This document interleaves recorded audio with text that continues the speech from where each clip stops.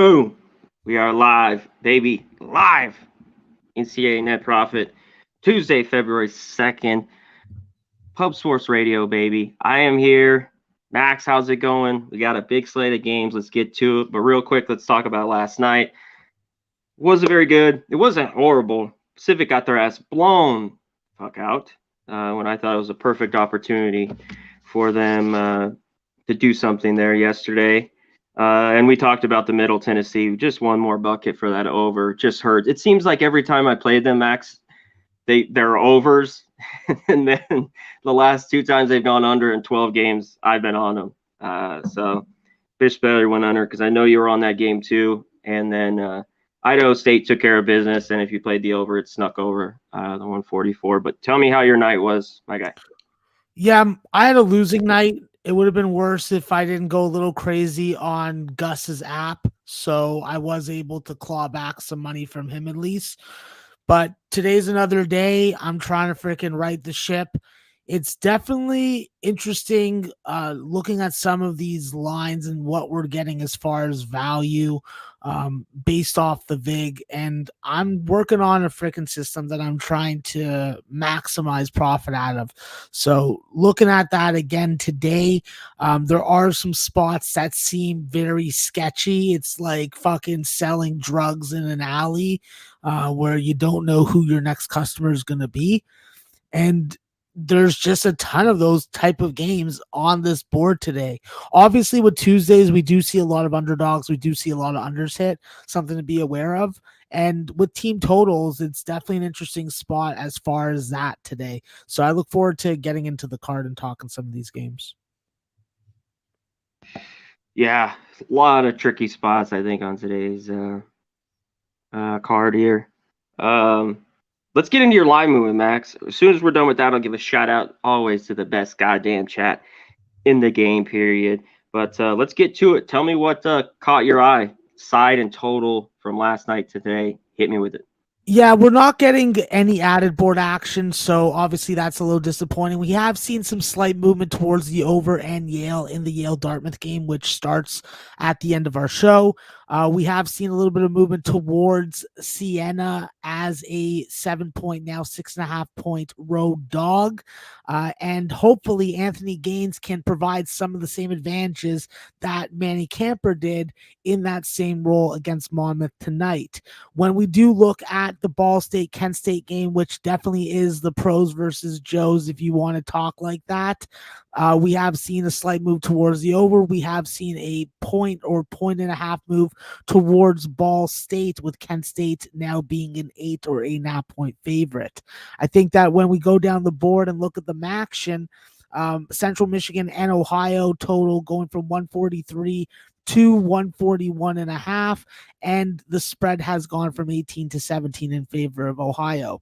Both of my teams are playing tonight, and we have seen some significant movement in one of my team's games, the Bonnies. 133 total, up as high as 136 right now. Keep on going as high as you want, because I would love to take an under if I can get 137 with my Bonnies matchup zone. We have seen a little bit of line movement in the Bowling Green Akron game. It's really, can Akron take advantage of Bowling Green's suspect defense? And that's definitely one of the trickier spots on the board. For a spread, Conor, we have seen Richmond go from a 5.5 point favorite to a 7-point favorite on the road versus George Washington on George Washington's birthday, apparently. So you can spin it any way you like it. Very interesting spot and number. Yeah. I agree. Buffalo did open up as a 4.5 point favorite. We have seen it go as high as 6 and as low as 5, and it's anywhere in between right now. I think that looking later into the night, I definitely have to stop and take note of the fact that Northeastern opened up as a favorite, and they are now a 1.5 point or 1 point home dog. Hasn't made you money betting on this Northeastern team, but it hasn't been at numbers like this that they've been a total trash can. So very interesting move there. Another interesting move is that we got a ton of freaking Arkansas action, but not a lot of Arkansas movement with the line. The line's been hanging out at 1 like a loiterer in front of a store, and I'm worried. This is definitely one of the sketchiest games on the board. And that's just because you have a whole bunch of different situational angles competing against each other. St. Joe's and St. Louis, we saw this total go from 143.5 to as low as 140.5. We've seen Oklahoma go from a double-digit favorite to as low as 9, and I wouldn't be surprised to see that 8.5 hit somewhere on the global board. When I do look at a spot that is interesting is the fact that UConn's a 2-point favorite, even at home versus Villanova. They have not beaten Villanova in over 2,800 days. Does that really mean that they got a shot tonight? I want them to. I don't believe in them. So if you were to give me a free bet right now, I'd be all over that Villanova. Looking more down the board, Connor, I think that obviously we had a little bit of line movement in the SDSU Boise State game, going from 119 to 121.5 at its highest. We also had a little bit of line movement in the Alabama Vanderbilt game, going from a 151 to as high as 154 right now. The biggest line move happens to be in a game in the Mountain West, and we got a good slate of Mountain West games tonight. New Mexico and Utah State went from a 151 total to as low as 147 or 147.5. This is a very interesting move considering Utah State's front court strength and their ability to run the floor. And the last game I'm going to talk about is a game that's close to our friend Connor's heart.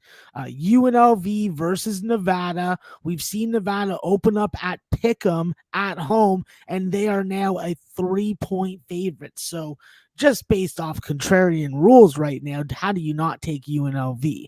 So very interesting board. I look forward to hearing what the chat has to say about it, and more importantly, what my guy Connor Mack has to say about it. Yeah, well, great job on the breakdown. We will touch on the UNLV game later.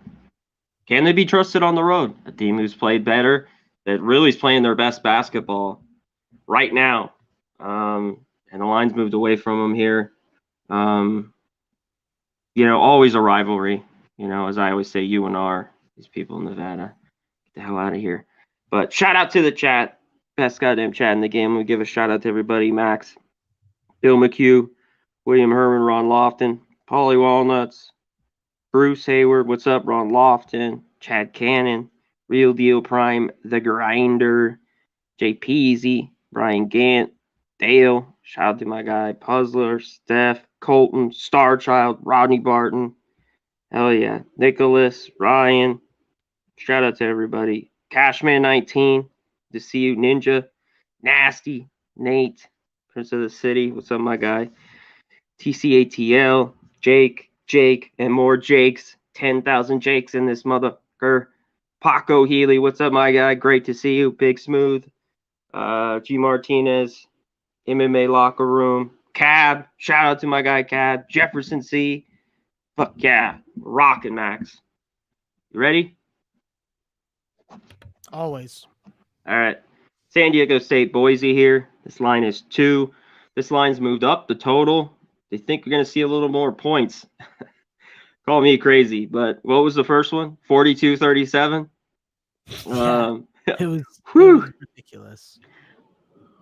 I don't know if this gets over. Hot shooting could, obviously, but both these teams struggle, play great defense. I don't know how it doesn't, even if they play well, Max, maybe not get to the 60s. So what do you think here, San Diego State, Boise, and this total? Yeah, listen, it's a tough spot when you're talking about the full game, but I always want to see how teams get out to a good start or if they get off to a bad start. And with this Boise team, they're going to be on red alert for what SDSU is going to try and bring in. But the bottom line is, at the end of the day, when you look at the numbers, this Boise State team has been able to put up points in the first half. Regardless of SDSU playing good defense or not, I still think that when you look at this first half, if you can get under 56.5, you're in a good spot to ride an over. It doesn't matter where it is. It doesn't matter what the situation is. Boise State is going to push the issue. They're going to get to the rim, and they're going to do it efficiently and effectively on what I would say is a lower amount of field goal attempts, which would tailor towards a lot of unders. However, when you can get into the bonus in the first half in 7 out of your last 10 games and then be able to hit over 75% of your free throws, I take note of that. Plus, the fact that Boise State isn't going to give up a ton of offensive rebounding opportunities, that gives outlets for Max Rice and Marcus Shaver to either pull up from shoot from the perimeter or get to the rim. I think that this is a spot where we see two teams that don't normally turn over the basketball turn it over a little more, and I'm perfectly happy to ride this first half over, playing the number, not really the teams. Yeah, you play your number, you got to play it. I think Boise State too, a little bit here. They've just been able to come and win at kind of at all costs this year, Max, on the road and at home. So I look that way, and I guess you like points early, but I telling you, I know it's 121, but I could only bet that goddamn under in that game. Alrighty, to the next one. K-State, KU. KU's laying big number here, 12.5. Total's right around 141.5, excuse me. What do you like here? Yeah, I think that with Kansas, they are playing some of their best basketball of the year outside of the Texas game. And I think that we're going to see them be able to do a little more tonight against their freaking rival. With Kansas, they are definitely not the same defensive team that Marcus Garrett was able to make them last year, but this is still a top 25 3-point defensive team and a team that does a good job of limiting your success inside the arc. I love the fact that Kansas can go inside with Abaji, with Jalen Wilson, with freaking even Christian Braun, which is surprising to say. I do think that they miss some of Remy Martin's dribble drive action. However, there is an advantage here. If we're going to have a big under game like I'm anticipating, I think that under 77.5 team total with Kansas is just too hard to freaking resist. We're talking about under 77.5 at minus 120 when I know that another really sharp book has this line at 75.5. I think that this is going to be a defensive struggle at times, and I do think that Kansas is going to dominate. So the way that I'm looking at it is Kansas team total under 77.5. I have them scoring 71 to 73 points in this game. And, 2.5 points of value on any line definitely warrants making a play on it. All righty. Excellent breakdown. I can't wait. Let's talk about this one, Max. Miami, Pitt. Miami, been great on the road. They're laying 3.5, 4 here. This total 136.5. Caught my eye a little bit to the under, but what do you think here, Miami Pitt? Yeah, I think that obviously with Miami, it's all about how much consistency they can get from their perimeter players. When you look at the combination of Cam Augustine, Isaiah Wong, and how good they play off of each other, it just seems like Isaiah Wong just knows how to get him the ball in places he wants to shoot it from. I think that obviously with Charlie Moore in a close game, it's better to have him on your side than the other side. But the biggest question matchup and personnel-wise is what do you do defensively against John Hugley? I think that with a Theo Horton back for Pittsburgh, they have a very competent scoring guard. And that's the danger in laying these types of numbers with Miami in this situation. I'd rather use Miami in a parlay as a parlay filler. But if you were to give me a free bet, I would still be taking Miami even as a 4-point road favorite.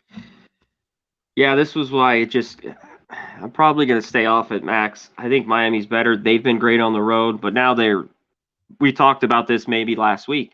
Now they're laying numbers on the road. They were catching points for so long, and this Pitt team can drive you crazy. But you're right, with Horton back, he's at least gives them a scoring option. Because when he was gone, they had some ugly losses there as huge dogs. It's just, ugly. But I could only lean Pitt and the under. Go ahead. And I was going to say also, Conor, Mo Gee is coming off, I would say, probably a career game of 27 and 12. Yeah. He's not going to have that again. I think that there's more likelihood and a higher probability of Theo Horton and Jamarius Burton struggling from the perimeter than him putting up an outlier MVP type number like that. Yeah, I agree, especially at home here. Yeah. But Miami's been great on the road. You could look at this first half, maybe with the Hurricanes. All right, Max, let's keep rolling. Charleston versus Northeastern here. They're just laying one, Charleston, basically. This total's about 144.5 everywhere. What do you like in this one? Yeah, I don't know. I don't understand this line.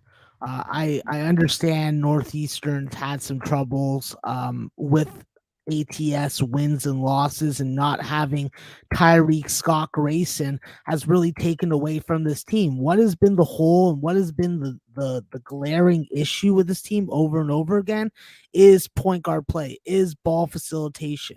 While my fellow Canadian Jamal Telford is able to give you some nice stat lines, I don't think that he really does a great job of creating for other guys on this team.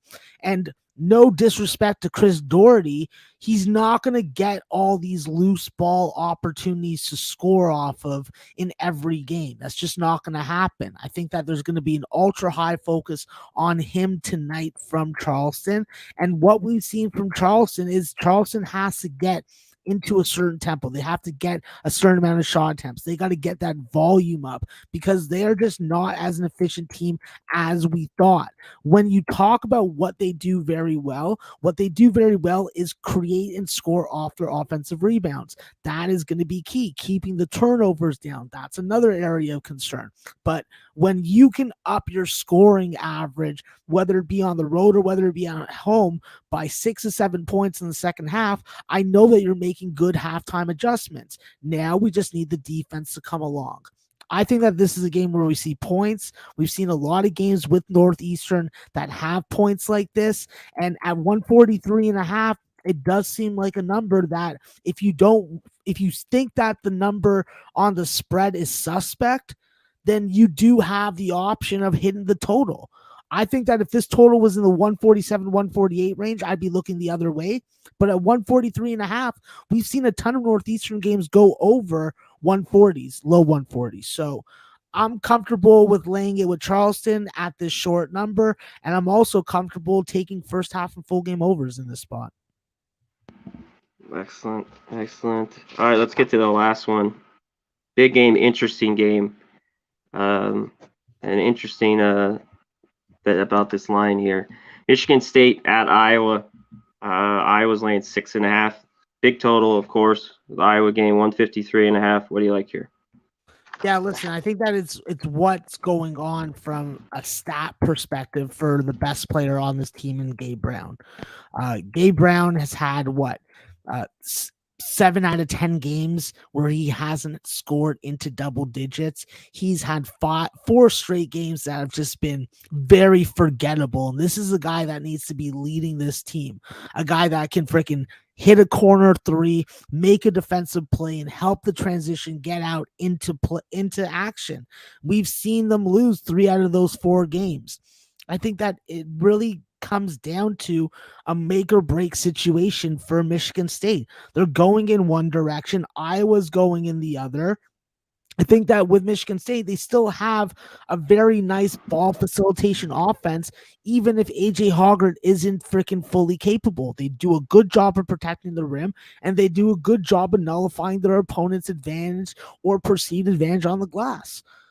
I just think that without Gabe Brown scoring the basketball, it makes everything else that much more difficult. So if Gabe Brown doesn't show up tonight, I think Iowa walks all over them. And if he does, then this could be freaking upset Trap City. So tough spot to bet on either way.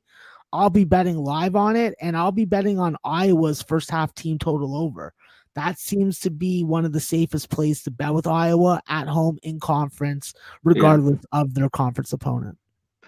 Yeah, that's been a good way to take them. And you even talk about taking a first half with the points. I don't know. I think this team's pretty soft, though, at times. And I think Michigan State could go in there. This is a team reeling, though. You're talking about it, Max, on, kind of going in 2 different directions. Iowa has the big win over Michigan. Michigan State played well on the road. That seems like a long time ago, but just, before the last couple of weeks. Yeah, Brown's got to be big. I think if this was played 3 weeks ago, this number's 3. So I think this is too many. I'd love to catch a 7. But yeah, maybe it's a live bet for me. I lean with the Spartans. I kind of make or break 2 18-8 teams. I was obviously better at home. There's a lot of these type games today that could go either way, but I think it might be just too many points. So I lean Michigan State in that one. Excellent work, Max. Great breakdown. That was one I had circled as a lean, so I'll cross that out. Let's get to mine. Let's just roll these out real quick, and let's get to the rest of these games. We got a huge slate. Texas Tech, Oklahoma, right here for me. Shout out to Arthur Meade before we get rolling. Bye, Dardono. Shout out to you, my man. Appreciate you. Thank you. Tech's laying 9.5. Basically, it was 10. There's 9.5s basically everywhere. You mentioned this could drop down to 9, maybe. I'm looking at the total, though, Max, at 130. I thought if I could get in the 130s, I want the under here. These two, the last few have played to the under. I know in years past, going back to around 2018, they'd always have these weird over games. Scares me a little bit. Oklahoma and Texas Tech. Tech scored a little bit more as of late. They did go under against Texas on the weekend. Oklahoma sloppy with the ball at times, especially on the road. They said they just played February 9th, 70-55. I thought this would be the 126, 127. So maybe I'm baited in here, but give me the under 130 in this one. What do you like? Oklahoma, Texas Tech. Yeah, this is a complete pass spot. I don't really have an edge on a team total on a first half spot. I think Texas Tech should be able to romp them. But I'm just not convinced. I think that what I've seen from Texas Tech in these numbered situations, especially at home in conference, is that their second half performances have been very impressive compared to their first halves. Yeah, we'll see tonight. Oklahoma really needs, a win, but yeah, they'd have to bring it today. Let's get to my next one. Seems like I'm on the wrong side of this one. Everyone thinks this is my game. Tennessee now up to 11, Max, against Missouri. The one place, this total's 130 as well. I lean to this under pretty heavy as well. Missouri has a tough time scoring, and when they play these home games, they seem to just stay in the 50s. But they play great basketball at home. Missouri 6-0 ATS there in the last 7 home games. When they go on the road, they get bitch slapped. But when they're at home, they play great. They're 8-2 ATS off a straight up loss. They just lost the other day, 2 points to Mississippi State. They've taken a few teams here at home. What was it? Auburn, a few other teams. Real close. Tennessee's got a clamp down defense, obviously, and that travels, which scares the shit out of me. But I need big games from Coleman, Brown, all these guys to just be pretty good here. They play their best basketball at home. You're going to give me 11. I like it. I also lean under 130 here. What do you like, Tennessee, Missouri? Yeah, I agree with you when it comes to the spread at 11. I think that with Missouri, we have seen their best ATS performances at home in numbered situations like this. And I'll say this with Missouri, while they definitely need Jerron Coleman and Amari Davis to score the basketball, Kobe Brown from all 3 levels, when it comes to his rebounding, when it comes to his on-ball defense, he is just so critical for this team. And I do think that with Brasili, I think his name is. He's a real long athletic wing. He's really done a good job of providing some good second half play, and that's where Missouri's going to have to bring it. I got no problem believing they can play for 20. It's can they play for 40? Conor, the one thing I did identify in this game was an edge based off the books I use. If you like Tennessee team total over 69.5, that would be the spot.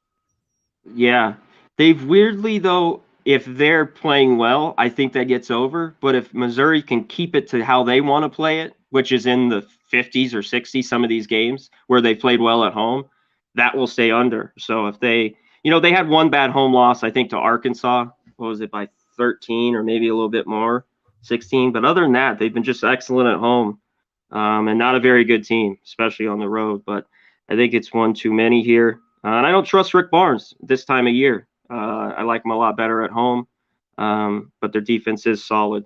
So they might win this game, but give me the points in that one. And that is it. I had a lean, Max, to Michigan State. You went over that game. I also, the Toledo Western Michigan game was looking at, and the Akron was thinking about laying the points with Akron, but we'll get into all that later. But first, let's get to it, Nikki.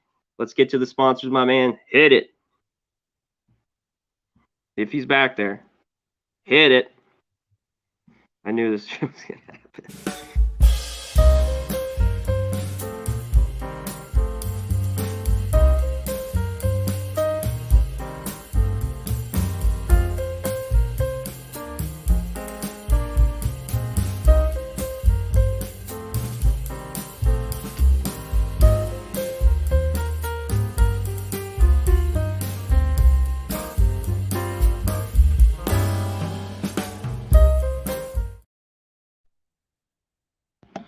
Well, there you go. We got one commercial in there. That's good enough. Go to manscaped.com. 20% off promo code PubSports. Get everything there. The ball deodorant, all the kit that comes with everything, the Lawnmower 4.0. Great product.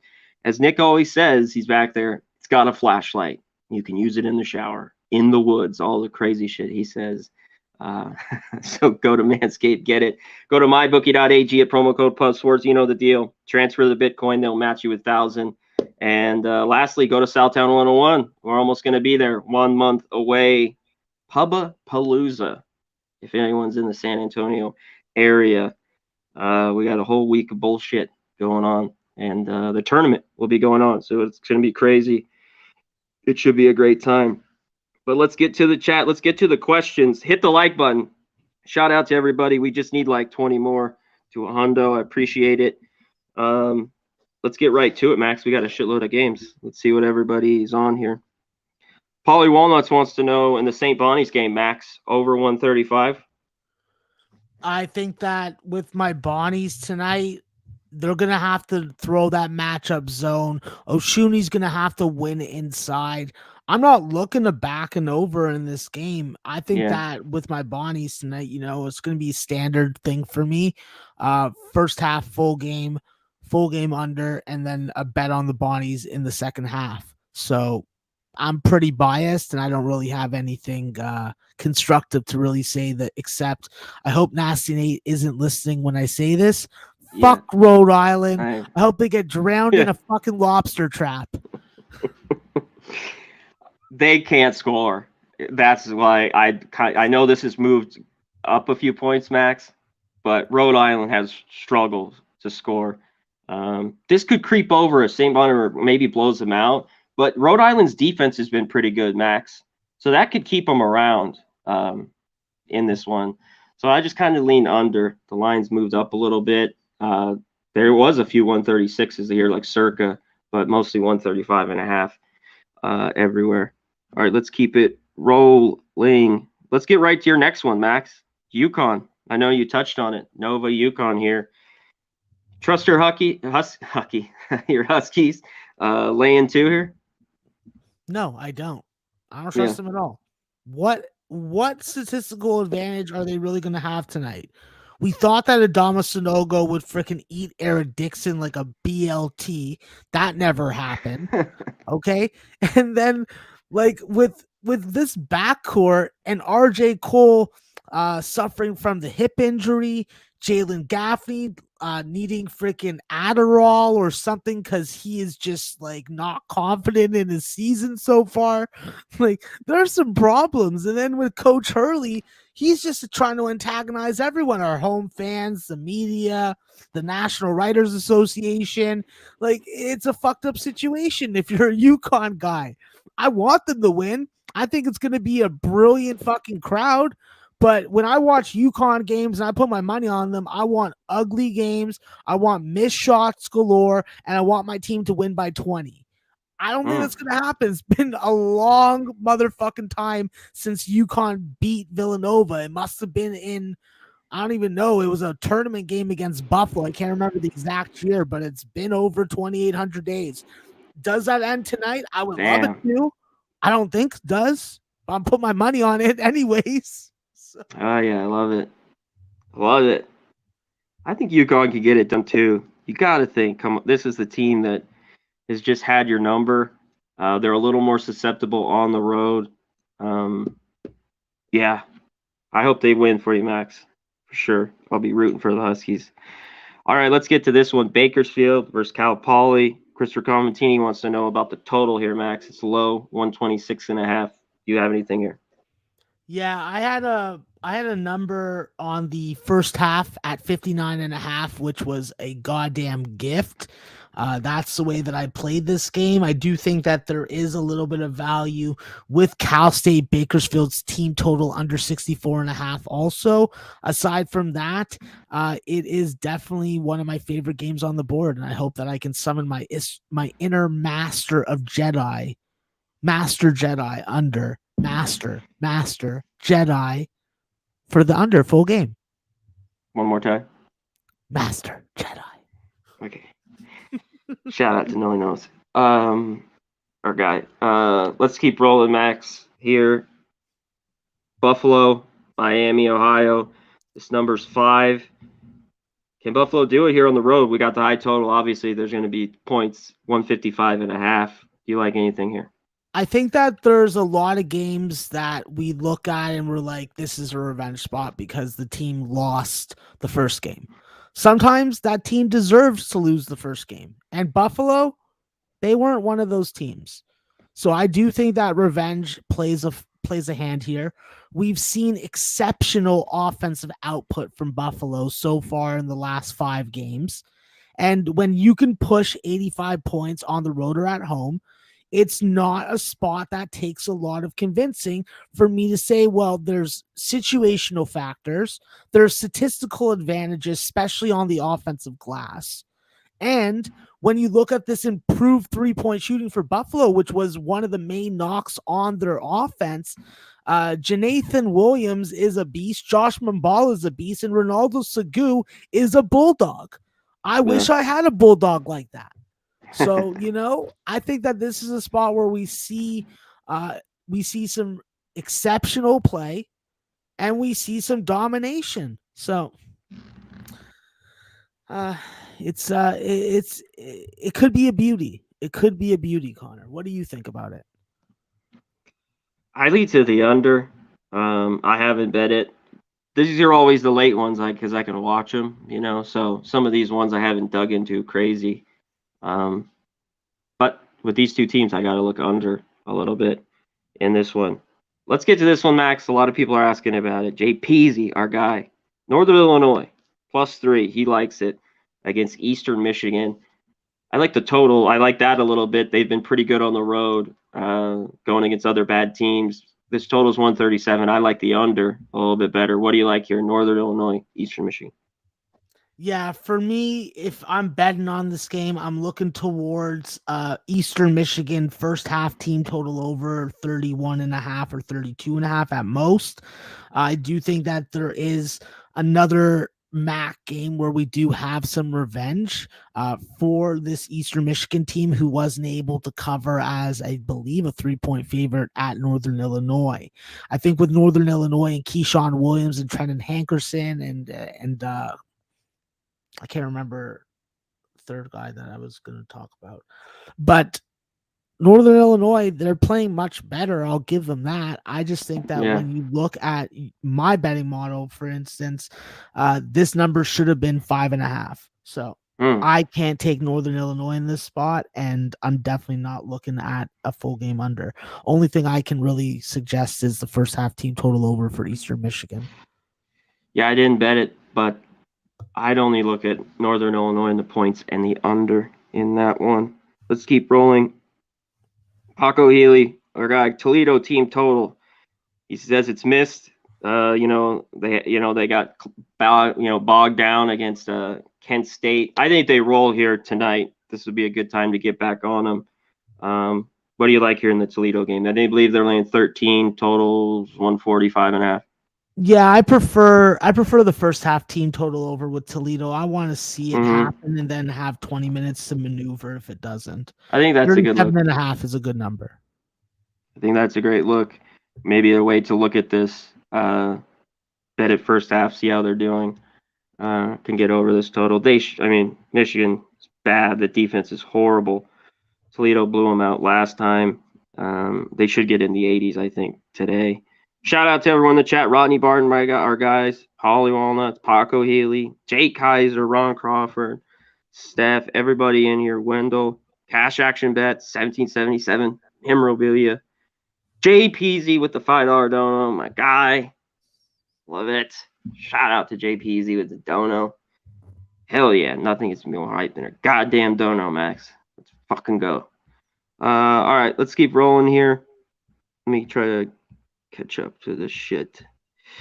We did talk about Miami Pitt. I wanted to touch on our guy Jay Kaiser, who just put in the George Washington game, Max. Richmond, George Washington, total 141. I have liked this George Washington team only at home, kind of as a dog. Do you trust Richmond? It's already moved, like you talked about, 5.5 to 7. Do you trust them to go on the road and cover here by number? It's a good situational spot to be backing Richmond, but do you really want to lay this number with them? I think it's a first half spot to lay with Richmond and then evaluate at halftime. Yeah, they should bounce back. They're getting their ass blown out in the second half versus VCU. Just you gotta lay the points if you want them. And George Washington's been sneaky pretty good at home. Catching all these points, especially lately in conference. Yeah. They're playing their best basketball in the freaking James Christian era. It's finally happening. So yeah, I'd like to see freaking James Bishop be able to keep it up. All right, Max, this is his other one he wanted to touch on. Fresno State, 7.5, 8-point favorites at Air Force. This is a team that not very good on the road. They surprisingly can play well at home. Obviously low total. 117, Max. 117.5 here. What do you have, Fresno Air Force? Yeah, for some reason I have written down here on my show notes, Air Force team total over 54.5. I think that we've obviously seen very good offensive production for Air Force standards at home. There's a lot of good passing that they can get going, but simply you just need to get offensive production from your complementary players. If Jake Heidbreder and Ethan Taylor are both available and contributing, it takes a lot of pressure off AJ Walker. And when AJ Walker can catch and shoot on the 3-point line, that's when he's his most deadly. I think that with this number being as low as it is, while we may see a slow starting offensive game to this spot, I do think that Air Force can wiggle their way and get themselves 55 points in this one. Excellent breakdown. Let's touch on this one because this one starts 20 minutes max. Yale, Dartmouth. Yale's just laying 3. This total is pretty light. Dartmouth can struggle to score at times. It's 133.5. Do you have anything here? Yeah, I just had a play that moved on me. I was on Yale first half team total over 31.5, and now it's moved to 32.5. That was my best play on the spot. And with Dartmouth, they have not been putting the basketball in the net lately, but at home, it's a pretty big stark difference between their statistical averages scoring wise.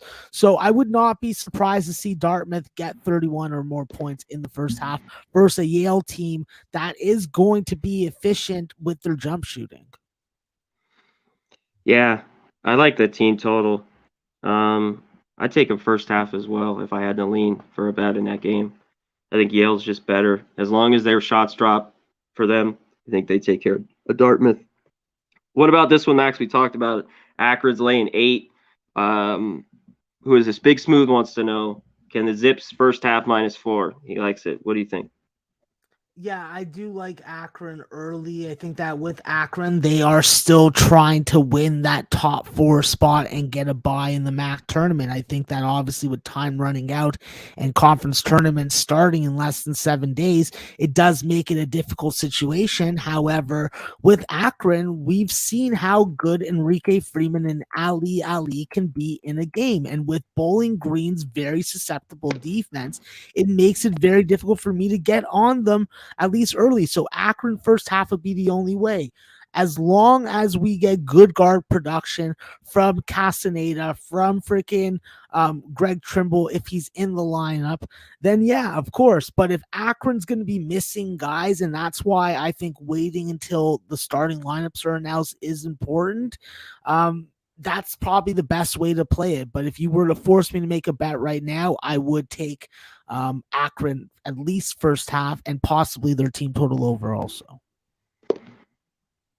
Okay, Akron. Yeah, that was my lean. Was with the Zips here today. Let's get to this one. Crystal Warren wanted to know about St. Joe's, St. Louis. They're laying 11 max. This total's come down a little bit to 141. I'm going to stay off. What do you like here? Yeah, I didn't like anything in this game.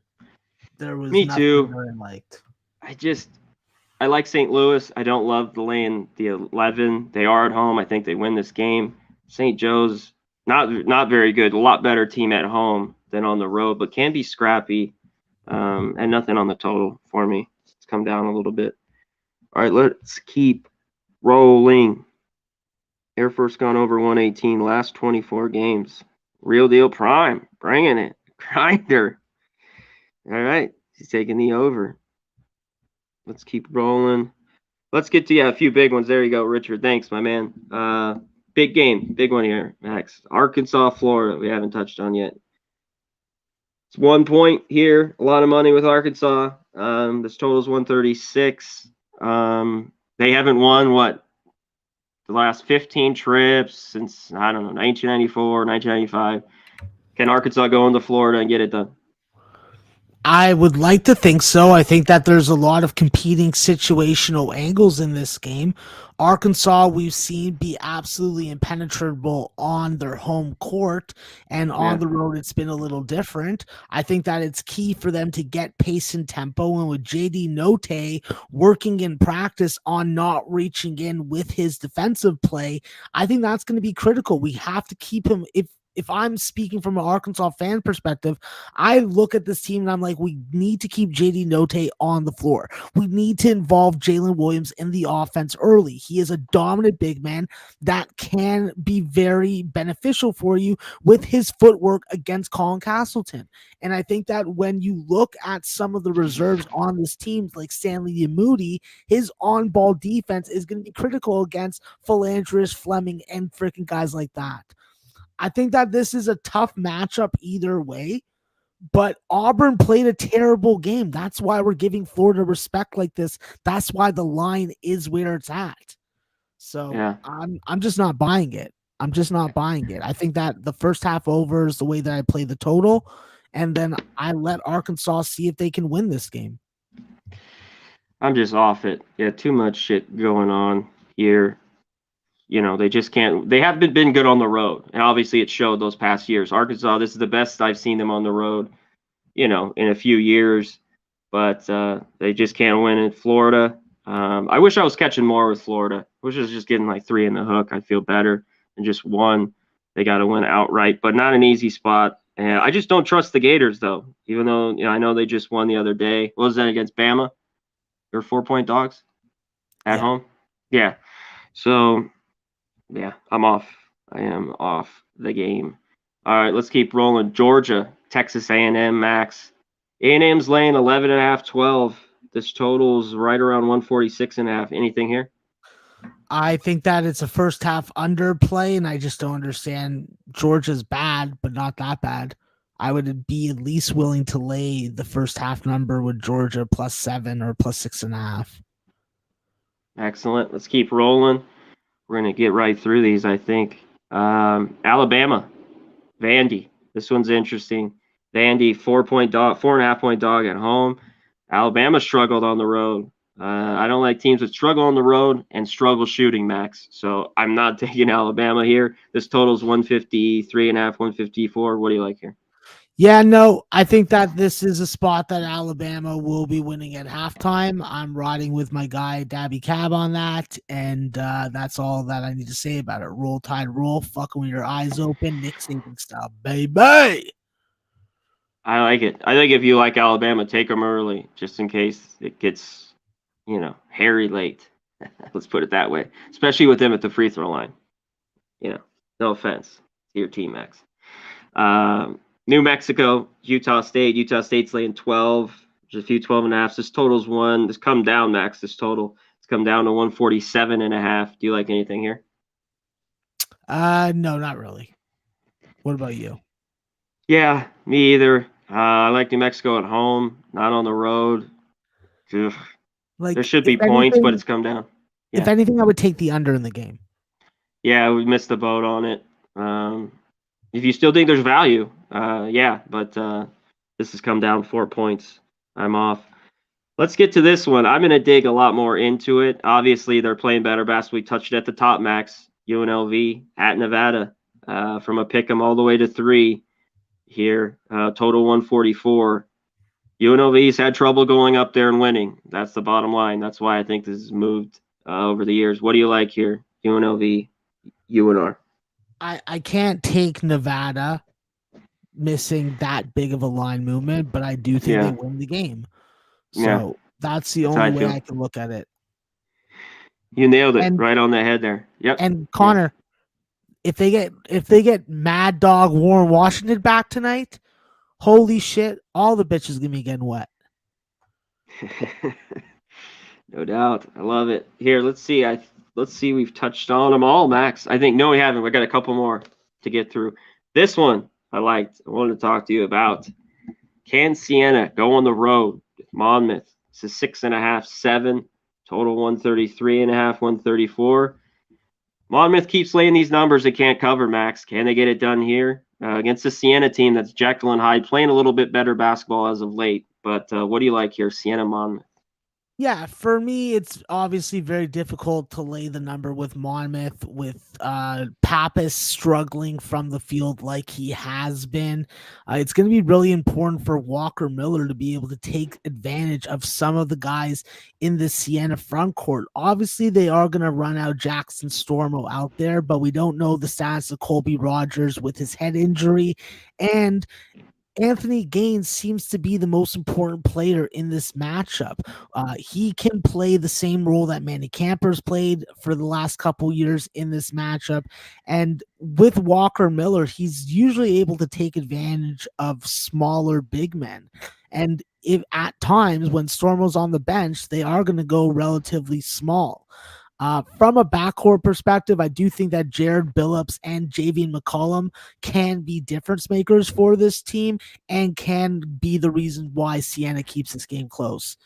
I'm going to be riding the Saints, even though they have been a little inconsistent. I still think that this is a number where I'm not going to be comfortable laying it with Monmouth against a Siena team that shoots over 72% from the free throw line. So, yeah.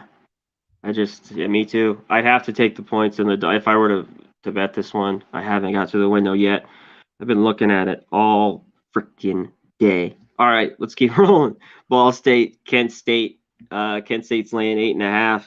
This Kent State's been on a roll lately, Max, and especially with their defense. This total's 142. Obviously, Ball State isn't very good defensively. So high-paced, one that's real slow, great defense. This thing's right at 142. What do you like here? Yeah, every time these guys play, it's a close game. It's always more difficult than it looks when we look at the line and then look at the stats. Obviously, with Kent State having some difficulties on the glass, something that we don't really see them struggle with, I think it's going to be even more important tonight for them to win on the glass, keep Ball State under freaking 60 field goal attempts in the 55 to 53 range. That's where they're best defensively served. And I think that it's important to note that this Kent State team is just playing very good offensive basketball right now. Even in a game where Sincere Carey only put in 12 points, they were still able to fucking go in and romp Ohio by 23. Defense wins championships, and with Kent State, they got a lot to play for. They can still catch and tie for first place, and that's something I think that has this team motivated. They're playing under basketball, Conor, and most importantly, over this winning streak, what's been their fucking MO? Their offensive production stepped up by 5 points in the second half. Their 3-point shooting has been deadly, and we're talking almost 50%. And you know what? They've been able to cover up some of their issues at the free throw line with good fucking ball screens to get guys to the rim for layups. Yeah. It's hard for me to take fucking Ball State in this situation. But if I've watched this conference over the years like I have, I feel dirty, but I have to lean towards Ball State to freaking rock the boat for Kent. Yeah. I mean, I think so too. All I have to say is if you think Kent State, that defense is for real, they could shut down Ball State. I mean, this team's, shuts Toledo, Ohio. So I think the total's a little, I'd only take the under here, Max. If I had to bet, I mean, they could lock down Ball State. It's just that they may be blowing them out, and it could creep over if Kent State easily gets in the 80s, which they might. So that's why I didn't love it. Love it. All right, I think that's it. I think we've touched them all, Max. Oh, Central Michigan, Ohio. Let's touch on that one. They're 17.5 point favorites. This total's 141.5, 142. Anything here? Yeah, listen, I think that with Central Michigan, they've been a really good covering machine, but they've been a better under team against Ohio on their home court, who has been susceptible. That's the only way I'd be looking at it. First half, full game under, and then a little freaking piece of Central Michigan as this big double-digit dog. All righty. Excellent. I think we've got them all, Max. Let me double check. Yep, I think we've touched them all right down the line.